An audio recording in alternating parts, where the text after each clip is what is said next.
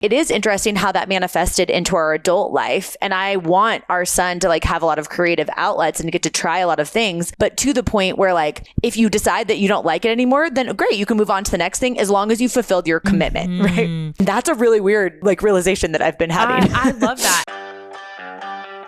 Welcome to Sincerely Future You, a podcast that helps ambitious women like you make decisions today with the future you in mind.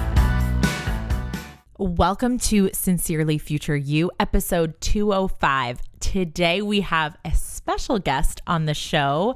And I always say that when I bring a guest on the show, because truthfully, this is not an interview podcast. And when I decide to bring someone else on the show, it's because I know that they will speak directly to your soul. So today we have Kacia Ghetmiri on the show, and I just know you're going to love her. Kacia is a life enthusiast, a new mama, a multi-passionate entrepreneur, and a real estate investor. Her podcast, Empower Her, is one of the top-rated personal growth podcasts. It's got over 10 million downloads, and I personally have been a super fan of this show since day one. And she also has an engaged community of women who really connect with her high vibe energy that she brings in this interview today. So through her programs, her events, her retreats, I actually had the pleasure last year of speaking in Denver at her Empower Her live event. She has helped hundreds of women launch podcasts and thousands of women in the online business space build businesses that they're really obsessed with. Most recently, she and her husband, Sina, have also built a real estate portfolio together of over $5 million in assets, including long-term rentals, midterm rentals, and luxury Airbnbs. And we talk about the real truth about what it takes behind the scenes as a mom, as a human, as a scattered life enthusiast, what it takes to get really focused to move your business forward without really losing yourself. Cannot wait to dive in. I am so excited. This show is for women who want big lives. And the way that we define that here is threefold. It's creating lots of money.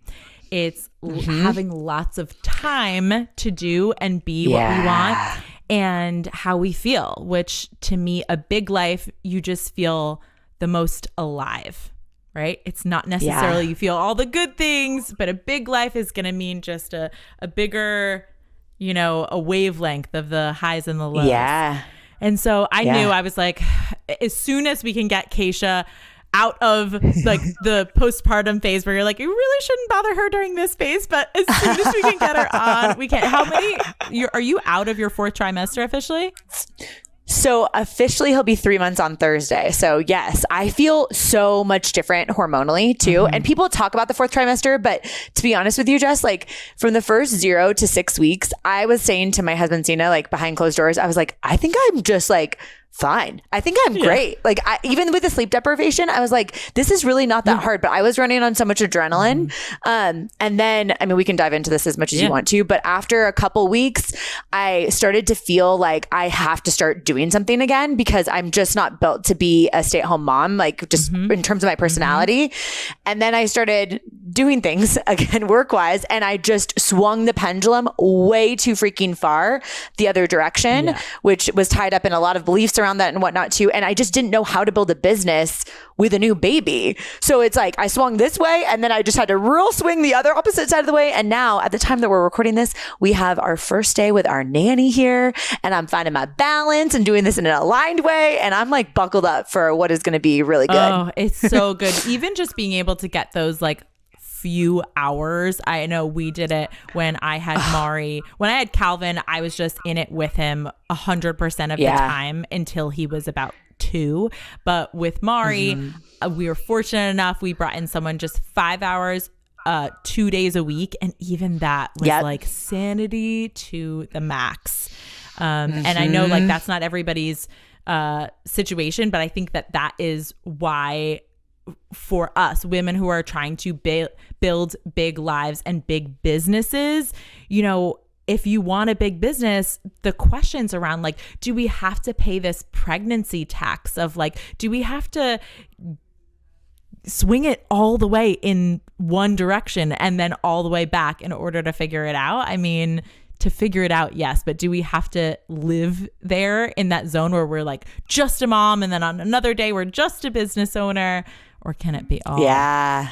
So to introduce you more properly on the show, I think that typically we have bios, but because of the unique place that you find yourself in life, I'm wondering if you would just like to introduce yourself, kind of fresh start, right? Like day one of a new nanny. You're in a transition period, a pivot. Give the listeners some context as to who you are and the way that you want to define yourself and what you do now. Yeah. So I'm Kacia Ghetmiri, and I'm really excited to have this conversation. And I just have so much like love and respect for what you're doing and what this podcast is all about, because I think it's really important for us to have really honest, raw, real conversations. I've built my business around that. I did the thing that I thought that I was supposed to do at first, which probably a lot of women can connect with, of I climbed the corporate ladder and I was like, ooh, yeah, doing all this stuff. But I had this very visceral gut feeling that I was in the wrong lane, but I didn't know what the right lane was. I had an idea of wanting to be an entrepreneur, but I didn't really know what that looked like. So my first business, as you know, Jess, was in network marketing, which I built a business on the side of my corporate job. My last corporate job was at Google in corporate recruiting. So I did that on the side, built up a really large business, got to speak to thousands of women, and was making, at the time that I stopped doing it, was making about $350,000 a year. And I really loved it for a season. And then that very visceral gut feeling came up again that was like, this is no longer aligned. And what was difficult about that time was when I was first working a corporate job, I knew that I wanted to do something else in the entrepreneurial space. And I left in 2015 from Google. But when I had a lot of success by other people's standards in this network marketing business, making a lot of money, had a big team, was making really big impact, it was actually pretty easy for me to do what I was doing, but it didn't feel aligned. That was actually scarier, because it's the ultimate good to great in that capacity, right? And so I decided, instead of just jumping, because at the time my now husband had just graduated from dental school. We moved to San Diego from New York, and he had just started his dental career, and I could tell right away that it wasn't aligned for him. And for context, he's Persian. So he had a lot of this like feeling of like first generation here in the US of like be a doctor, a dentist, a lawyer, or an engineer. And I think that was in his subconscious like programming, that he actually didn't ever really want to be a dentist. And I picked up on that really quickly. It took him a while to like recognize it for himself. Yeah. But when that happened, I was like, wait a second, I thought that this was the time that I was going to go do something else outside of what I had done in network marketing. But instead, I like cranked up the volume on that, while I then started a podcast on the side, which my show is called Empower Her. I started it at the end of 2018. But part of the reason I started it is because I felt like I wanted to create community and figure out like what I wanted to do next and do it alongside a community of women. And what was really cool is that gifted me the opportunity to leave the network marketing side of things. And that turned into a business in itself. As the podcast started to take off, I created courses, helped a lot of podcasters. I've done massive live events. Obviously, you know, Jess, you spoke at one of our live events, and, you know, I've gotten to do all of these cool things since that. But in the current moment, I'm now coming out of, like you mentioned, this fourth trimester, right? I have a 3-month-old baby at the time that we're recording this. And it has massively been an identity shift for me, where I'm like, what do I want to do next that feels really aligned? Because I've done all sorts of things in the online space in my own business. And then my husband and I invest in real estate too. So I'm like, what do I want to do next? And I've really just focused on giving myself some space to get a lot of clarity. And I'm really excited and grateful for a prior version of me, since like this podcast is all about future you, right? Yes. A prior version of me that gifted me the opportunity and even the financial space that I could take a break for a second and figure out what I want to do that's actually really aligned, not because I need to do it in order to make income. And woo, does that feel good and scary, right? Because I'm like, I don't even know exactly what's coming next. Do you feel that like itch? I know a lot of my listeners can talk about rest as actually so much harder than the producing and the grind and the go. So in that transition, even though you planned for it, you planned to take a step back, you planned to have all of this space, like who is Kacia? Who are you? Who are these big life in women when they're not producing? Yeah, that was a mind F for sure. Because it was interesting when I stopped, like I have my podcast and sponsors on the show and I make income in different ways, but I have a very active business, meaning like if I don't do the retreat or the event, or I don't do the keynote, or I don't launch the mastermind, or I don't have the Zoom calls for the program, then I'm not actively making money. But we've been taking all of the active income from my business and pouring it into real estate, which is more passive. And my husband spearheads all the real estate stuff. So we had intentionally financially done that. But this first quarter of the year, I was like, I'm intentionally not launching things that create income. So who does that make me if I am not someone who's producing as much income as I'm used to producing? And it took me down this really interesting like questions that I was asking myself where I'm like, although I wouldn't consciously recognize it, I'm like, am I tying some of my value to how much money that I'm making? And what does that mean?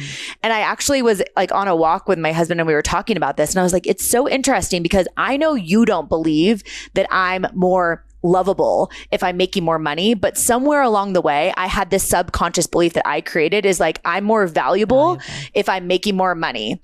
And that valuable piece is like, and I knew that I needed to unwrap that and unwire that because I don't actually believe that's true. But it was a very big identity shift when I was like, I'm intentionally not going to be launching. Like I literally launched a mastermind that was, and I think it's important to talk about numbers too. It was going to make $100,000 and I had to refund everyone that signed up for it because I realized that I proactively did it. And there was part of it that I was doing because I thought that I should be doing something at that stage. But I was like, hold on, Kacia, you gave yourself this opportunity to have space to be with your first baby, like soak it up and like see what you can learn when you slow down. And to your point, Jess, like that was actually, it's so much more comfortable for me to go at a really fast pace. And like even the narrative like of, oh, I do so well in chaos. I'm like, I don't want to do well in chaos. Like it's chaotic enough having a baby that you don't know when he's waking up. Yes. Thank you for saying that. I hear my clients, one of the things that I have them unwind all the time is that I operate best when I'm busy. And that like, I prefer to be busy because why? And thinking about all of the opportunities and the life pivots that become like, yes, maybe on a regular Monday through Friday, you operate best when you have like a full agenda of things that you're doing, you like to be doing. However, there's a difference between that and thinking that you feel calm in busyness. Then how about developing those skills of feeling calm in the space or just the discomfort of what you just said in the first quarter? And thank you again for saying like how much you were making at different levels. One of the reasons I started this podcast was because I wanted to give more transparency into the behind the scenes of my business, into the numbers, into the failed launches and the successful launches. And I talk about numbers all of the time. In fact, I email an annual report of my business's numbers every year to like all of my email subscribers because obsessed. I think that if I think about value, about like what I would love to know from you, from my biggest mentors that I look up to, it's like, I want to know, I can tell so much about numbers. Not everybody is that way, but like in the spreadsheets, it's really hard in an influencer centric world to just understand who is really successful in the ways that matter to me.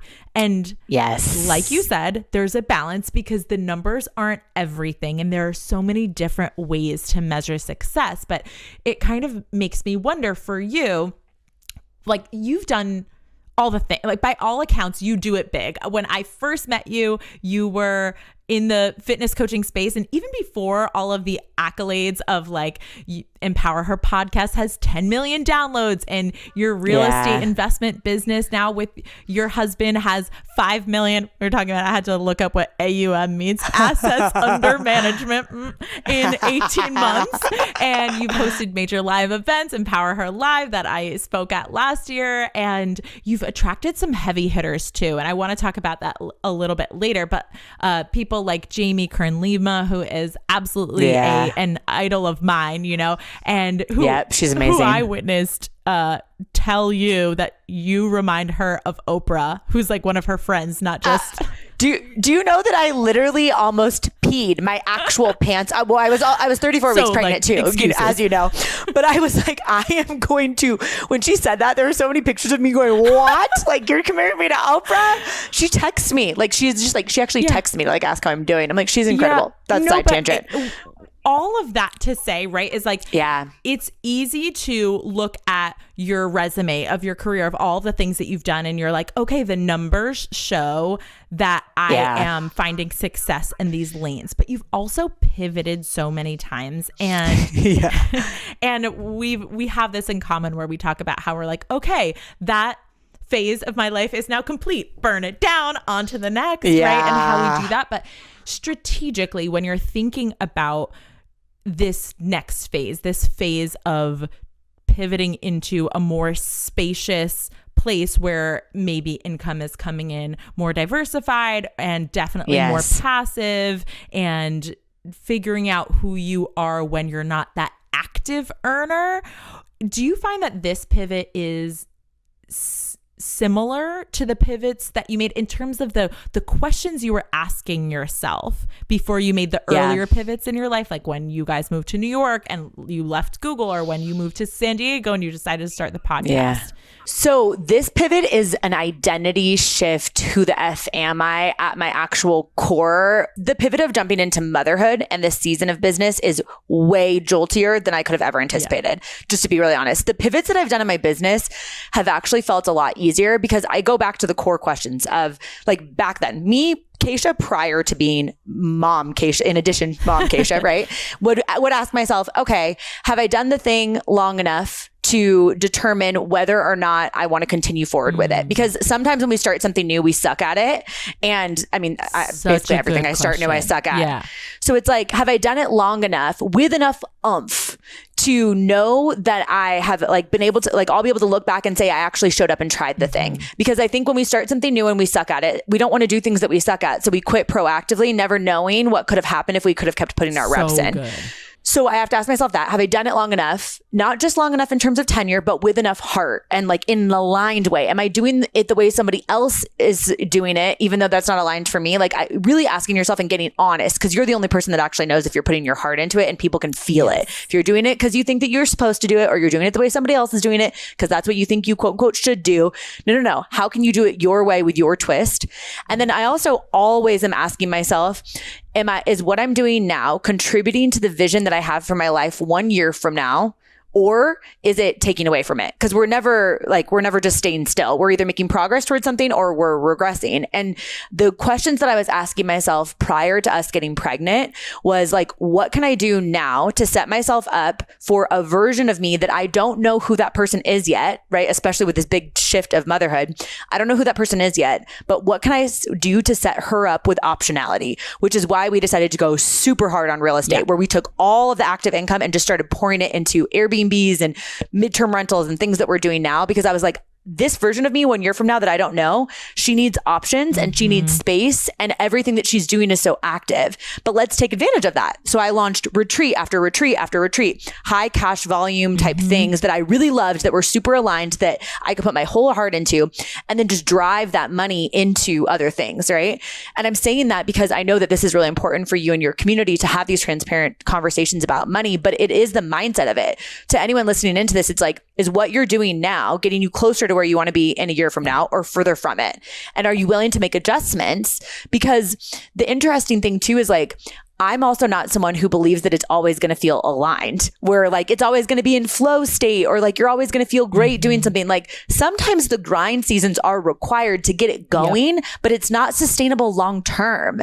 So when I'm doing something new, it's like, okay, I need to make sure that I'm giving myself time to put the reps in so I can get good, so I can like it more, because when you're better at something, you like it more naturally. But also like, I want to make sure that it's contributing to the bigger vision. This transition into motherhood and asking myself, what do I want to do now, is also a very different question, because I could work as many hours as I wanted to work before. I've been an entrepreneur for 9 years without kids. So I never was conflicted. My heart wasn't in two places of like, should I be working or should I be with my child? And like, what type of help do I want? And I could not have anticipated, to be honest with you, Jess. I really thought I was just going to do things the way that I did it before, but with like a sidekick. I was just like, I'm just going to have a really cute half Persian baby with me. Just like, hello, this is my little buddy. And I'm just going to do everything the same. But I don't feel that way. So now the question that I'm asking myself is like, what is worth it to me in terms of it's going to be fulfilling? There's a good ROI on it. Yes. And it's something that I would be proud to develop into the person that can get better at that. And those are the questions that I'm asking myself now. What do I want to do to get better at? Because I'm also an example to this little human now. Yeah. You know? Oh my God. That's so good. I just was sharing on my story. I took my daughter to the park yesterday, and I actually had quite a day full of, calls and interviews and whatnot. And then I like to take my daughter to the park like once a day. And while I was there, I was thinking about, I live in a town where it's really, it's kind of a bit of easy to get keeping up with the Joneses type deal, where all of the kids are in all of the things. My son's 7 now. So it's like, soccer and baseball and lacrosse and swim and all of the things. And I was just thinking about, like, if you want to teach your kids that they can do anything and be anything, my favorite way to do that is to just do what I want to do and be what I want to be. As an example, not to just sign them up for all the things and have them so busy that by the time they're my age, they're like, well, I just thrive in busyness and I just need to be in the chaos, and that's how I thrive. It's like, if you want to know who you are in space, you kind of need to experience space, and maybe we don't even give those kids enough space to think. It's so interesting, Jess, because my mom was recently here and visiting for a week, and I was having this conversation. Oh, so great to have her here. And she's like me, just 20 years older. We were talking about my childhood and what she did that I love so much. Now as a mom, I'm reflecting back so much more obviously on my own childhood, where I was encouraged that I like to do anything. Like I did volleyball and dance and pageants and soccer and basketball, like literally everything, but at different chunks. Like it wasn't like I was so busy that I was doing all these things at one time. I did it, but I had to commit to the whole season and showing up to the thing that I said that I was going to do. But it was totally fine for me to quit that thing and just do it one time. For example, one season of soccer, one season of basketball, one season. And I was like, you know what that created in me was this willingness to be brave, to start new things and to try things, but still show up to my commitment. So I'm not flaky, but I'm really open. So I'm like, the bravery was rewarded of like, it's so brave of you to try this cheerleading. You've never done cheerleading. Oh, it's so brave of you to try this new thing, versus my husband did baseball and it was like, be the best. And there's no right or wrong way, but I'm like, it is interesting how that manifested into our adult life. And I want our son to like have a lot of creative outlets and to get to try a lot of things, but to the point where like, if you decide that you don't like it anymore, then great, you can move on to the next thing as long as you fulfilled your commitment, right? And that's a really weird like realization that I've been having. I love that. I mean, you're so right. Like as soon as you have kids, all of a sudden it's like whew, this whole lens on your whole past. And when I'm thinking about my future, right, I talk about on the show the difference between thinking about your future and then building from your past of what's always been versus building from your future. And it seems like the answer you gave before about like, is this pivot different? Like, of course it's different. But one of the questions that you were always asking yourself was, what does future me require of me now in this season in order to prepare? So like tactically, would you say how much time or effort, or do you have a strategy for how much you put into planning for those next seasons versus just jumping in, getting into the suckage and the phase where we just gotta go through it? I'll answer this more tactically, but it really is a continual mindset. I really focus on trying to be present where my feet are. So I'll literally have my feet like in the ground, and at least once a day, I'll be asking myself, like, what am I so grateful for from a 1 year prior version of me? And what am I doing now to contribute to 1 year ahead of me? And then grounding in the current. Right. So it's always this toggle between 1 year ahead and 1 year prior. And the way that I do that from even like a tactical perspective is like, this is dorky, but I've done this every single day since January of 2014, where every time that I brush my teeth, because I brush my teeth every day, even in postpartum season, I still brush my teeth. Right? My husband used to be a dentist. I brush his teeth. But we do the full Sonicare rotations because, you know, my husband was a dentist. And in the morning when I brush my teeth, I'm thinking about like what I'm excited about for the day. And I'm priming my brain. I'm a huge believer in positive psychology, which means like you're not responsible for your first thought, but you sure as hell are responsible for your second thought. So that one you have to own. And then that's the morning. So I'm priming myself to get excited for the day because I want to show up as like an enthusiastic version of myself. with also giving myself permission to have the contrast of all the emotions, but you get that. At the end of the day, when I'm brushing my teeth, I'm thinking about what I'm proud of myself for, and it can't be something that like other people would clap for. For example, I have a very squirrely like ADHD brain. So if I sat down and I wrote copy, I'm like, hey, Kacia, as I'm brushing my teeth, I'm proud of you that you focused on this thing that you often would say that is difficult for you, but you focused and you got it done.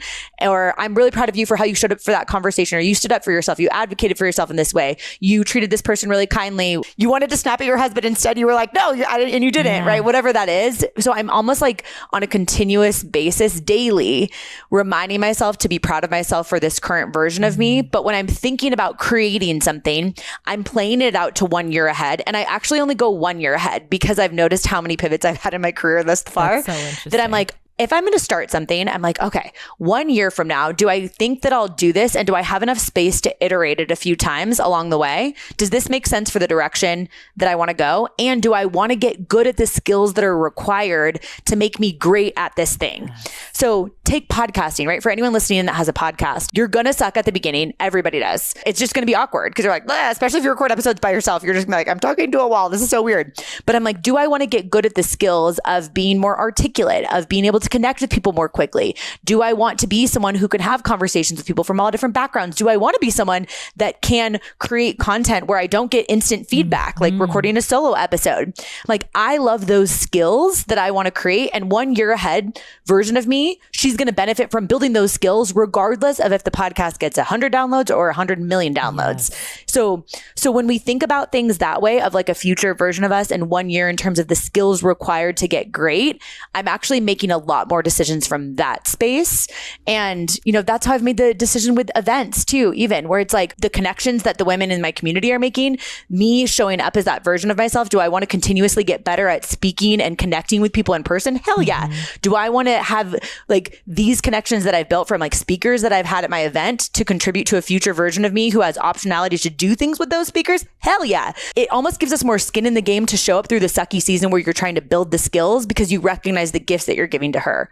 You 1 year ahead. So good. Yeah. Like if I'm thinking about my future self right now, the question that just pops up naturally is like, what's the difference? Like, what is the difference between me and her? And yes, there are skills, and yes, there are like actions and habits that we're taking. And then there's also just like, she thinks slightly different thoughts than I think, right? And so when you were making the leap into podcasting, because I mean, in some ways it's not a big leap, but definitely in terms of a business and revenue and what it was, like sometimes people come on and they have a podcast forever and they never monetize it, or they don't really know how they're going to do it. Like people always ask me too, like, how do I get in rooms? Like, I know that there are people that have asked me, how did you get on stage with Kacia, right? Like how do I get in rooms with heavy hitters, difference makers? And I'm wondering if that question in itself is flawed, or that we're focused on the wrong thing when we're asking it. But what do you think? Can you share what thought you had about you before you started the podcast and started reaching out? And pretty instantly, like within your first 10 episodes, you had some really notable people on your show. What was the thought you had about you, about your mission, your podcast, or even for the events that helped you not just have the balls to reach out to these people, but for them to actually desire to be a part of it? Oh gosh, so many directions I can take this. But the first thing is I just decided that the difference between me and someone who's done the thing at a higher level is they've put more reps in, and that's it. I never put people on pedestals, and I've helped hundreds of women launch podcasts. And this comes up in every single cohort of women.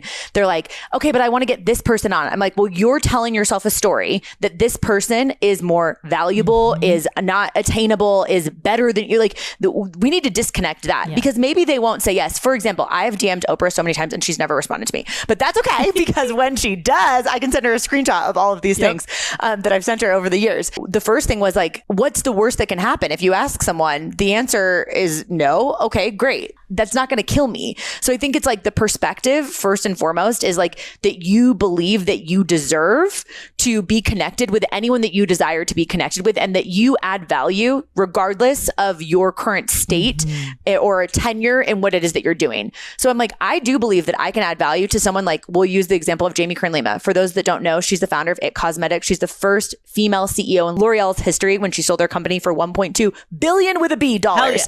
Yeah. And she's such a huge advocate for supporting women. She has seen so much more success from a financial perspective in her business than I have. But I still believe that I can add value to Jamie Kern-Lima in her life in some capacity. Maybe I don't know exactly how that is, but I do believe that I can.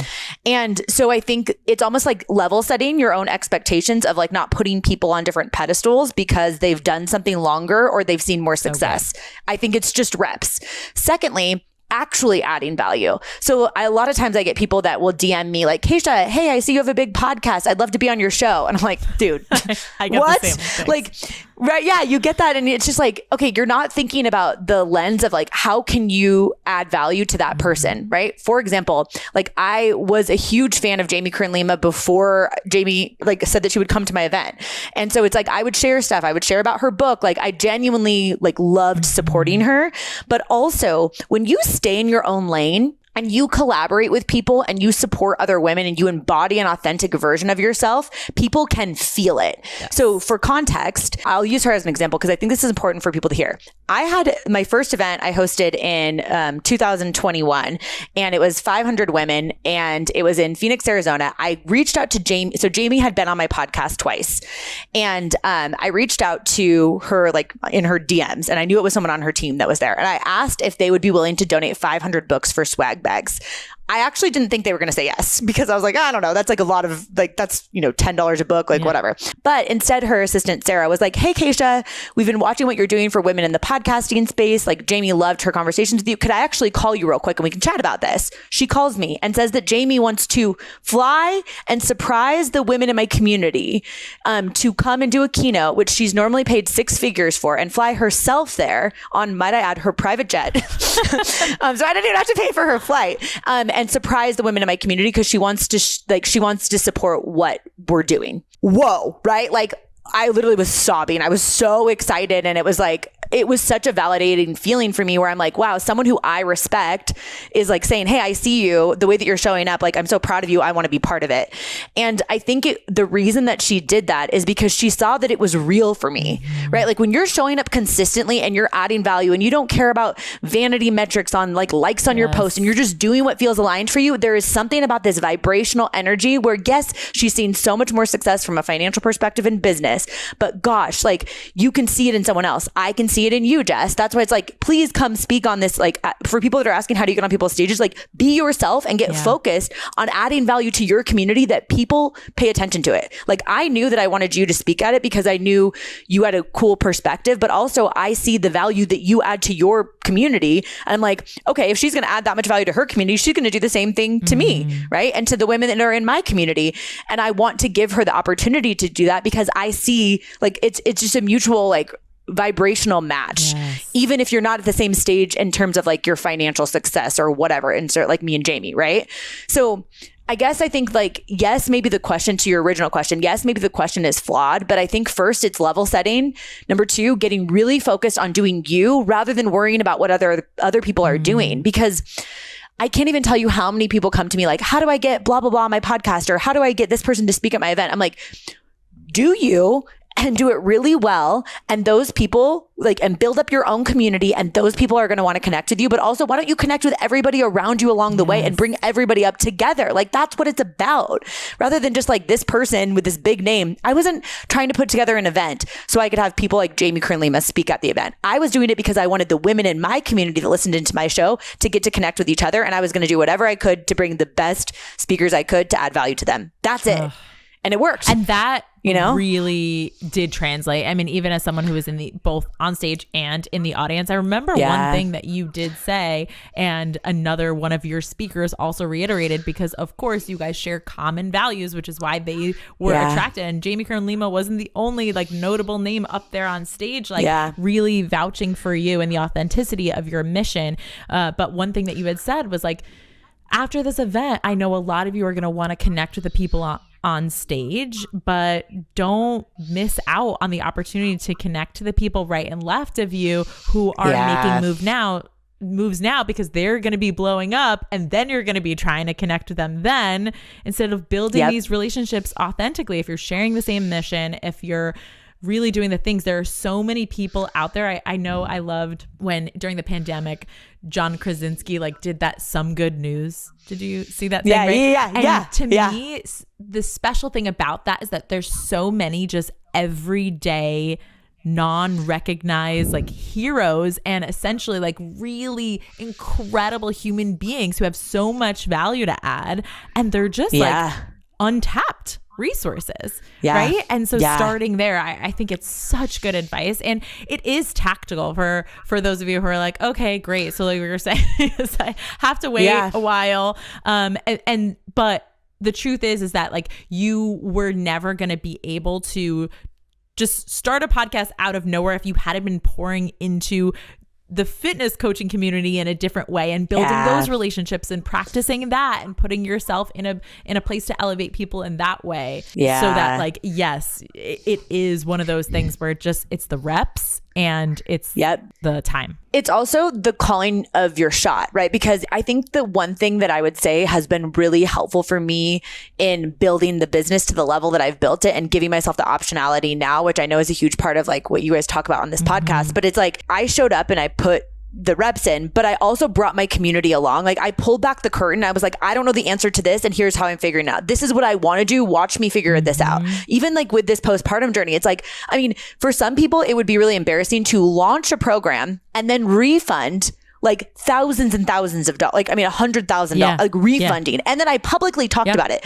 on my podcast and on social media. Why? Because this is what we need to talk about. And what it does is it feels authentic because I feel like I don't have to pretend because I'm like, I'm stumbling right now. Like I'm trying to figure this out. Like right, after this call, like I'm gonna have to pump the milk out of my boobs before it like leaks onto my jeans. I'm in that right now, but I think that people can feel when it's real. But also if you're going to share the highs, also be willing to share like the tough parts too and the transitions, because people respect that and it creates this rootability within your community where people are down to support you with whatever that is. And it's because you're down to support them and you're not trying to hide behind this level or like this disguise of perfection. Like I've stumbled so much publicly. Like my husband was literally saying to me the other day, he's like, a lot of your content is like the thing that you started and then you decided not to do that anymore. And I was like, oh, yeah, shit, it is. But like, that's because I think then people recognize that and they can see that as something that they can do too. Like you don't have to stay stuck in the same thing if it doesn't feel aligned. Yeah. And also you're ahead. Are you like, okay, this is the goal and then kind of set it and forget it? Or do you reverse engineer it? Or are you just kind of like, I'm heart driven, I'm going to go with the flow? 4 weeks postpartum, I spoke at an event. And at that event, I was connecting with some women afterwards. And I was unapologetically telling them that this was my MILFy $1 million year. Meaning I wanted to focus on my fitness and get way in better shape than I did before having a baby. Because after having a baby, I'm like, I can do anything now. I just feel stronger, like body wise. And then number 2, I was like, I want to show like women that I could have I've never had $1 million revenue year with the Empower Her brand, like solo. I was like, I want to have $1 million year so I can show people you can get MILFy and you can become a millionaire or you can have $1 million year. And then I realized afterwards, a couple weeks later, I was like, why did I create that goal? Is that an aligned goal? And am I willing to do the work that's required in order for me to get to that goal? And what I realized felt even more aligned was like, what if I created the idea that I take home 500, and I'm just telling you raw numbers, this is my actual goal. I was like, I'm taking home and just the Empower Her brand, taking home $500,000 this year, but only working 25 hours a week. And I was like, what feels more aligned for me is to figure out, because again, if we're thinking about 1 year ahead of me, I would love to have the skills before we try for number 2, because we want to have 2 kids. So like before we try for number 2, I would love to have the skills and the belief that I can have a $700,000 revenue year. So that way I take home 500, right? $700,000 revenue year. And I only worked 25 hours a week because I do not currently have the belief that I can do that, because I can't look to my past and say I've done it before, because number 1, I've never been a mom. And number 2, I've never worked 25 hours a week in any capacity because I was obsessed with what I was doing. I was working all the time and not in a burnout way, but like, it's just like, I didn't have another thing. Like I was just passionate about it. That's what lit you up. And now you have 2 things that light you up. Exactly. So honestly, the narrative that I'm even like thinking about like repositioning is like, I'm like, I kind of, now I want to be an example instead of being this example of like, look, I got in really good shape and I earned $1 million. So you can do it too. It's like, but why? Yeah. I'm like, wait, look, I learned how to build my business in 25 hours when I used to work 50, and I made the same revenue that I made last year. Like, I want to do the same revenue as I did last year, which is why I picked that number, but I want to do it in 25 hours. So like my goals did change. So it's very tactical, but it's also like a very cool mind shift, because also one of the things that I purposely did for this first couple months that I'm coming back to work is I have Mom Mondays, because I am an entrepreneur for the last 9 years, and Mondays used to get me so hyped that I would like hit the ground running, like go mode. And instead we don't have our nanny coming on Mondays, because I'm like, let's see who you think you are when you're not straight out the gates on the starting of the week. And I think that will change eventually, to be honest with you. But for the next like 2-ish months, I'm doing Mom Mondays, which means like I'm committed, because I want to feel uncomfortable with not being quote unquote productive, when in reality, one of the most productive things I can do is raise the next generation. But truly, it's like, it feels uncomfortable to me to do that. And I'm like, ooh, that means that you need to learn something here. Oh, it's so good, because really discomfort is the currency to our dreams. And if you're talking about growth, right? Like growth, that sounds like a positive emotion. But in my experience, most of my growth actually feels like a negative vibration in my body when I'm in it. And then what people really want to experience is pride that comes after the growth. Right? Yes. We want to experience the pride, but you're not going to feel proud if you just did the same thing you know that you're good at doing, and you're always good at doing it, right? And even doing more of it, I find, is like, you can't quite feel the same level of pride if you are just like I said too, like when I first hit 200K, which was like, I remember it was like a benchmark in my mind that I was like, I just want to hit 200K. I want to hit 200K. And once I hit it, my goal, like in my 3-year plan, was to then do 500K and then do $1 million. The year that I hit 200K, I also had my second baby. So it was kind of like that milfy money, like, you know, it's like that same type of thing. I was like, cool, I'm going to birth a child and I'm going to make 200K.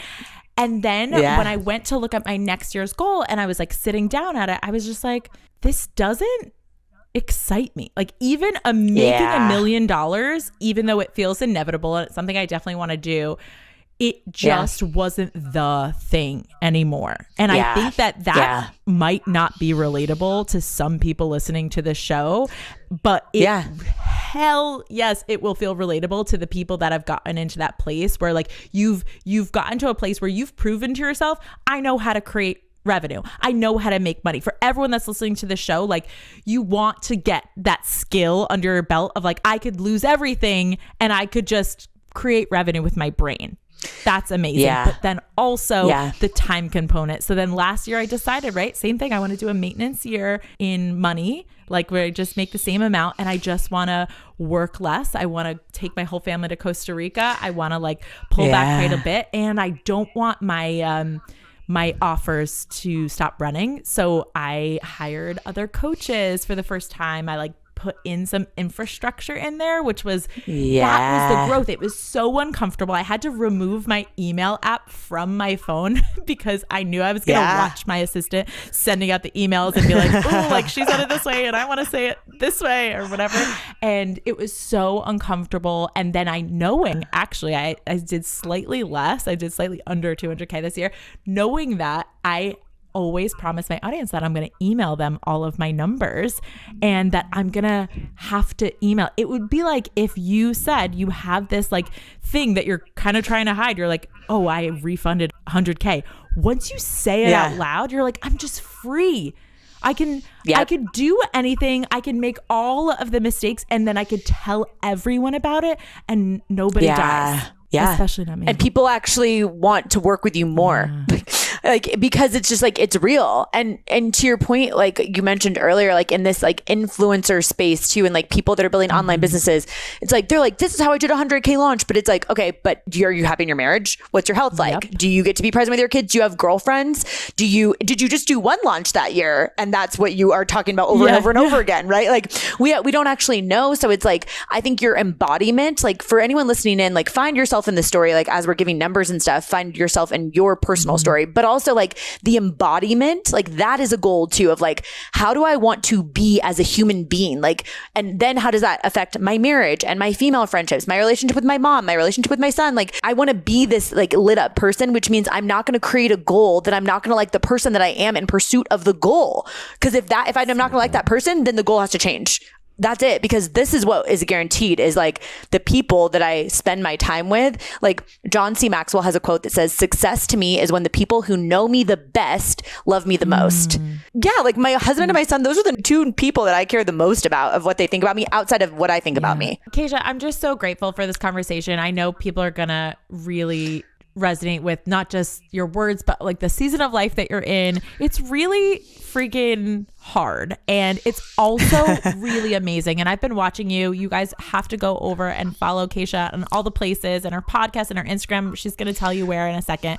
But I've been watching you talk about how like annoying it is that people always just talk about all the bad parts of this phase. And it's so refreshing. I felt kind of the same way of like, realistically, I had a much different experience with postpartum with my son and my daughter, and those experiences were just so different.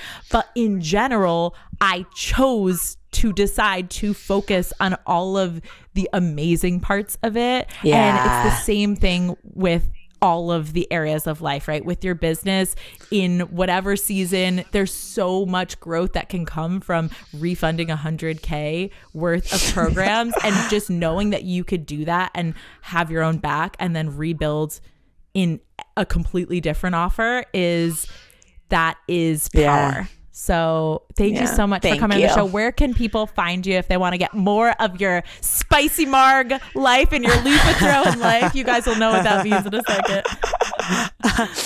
My podcast is called Empower Her. It's Monday, Thursday podcast.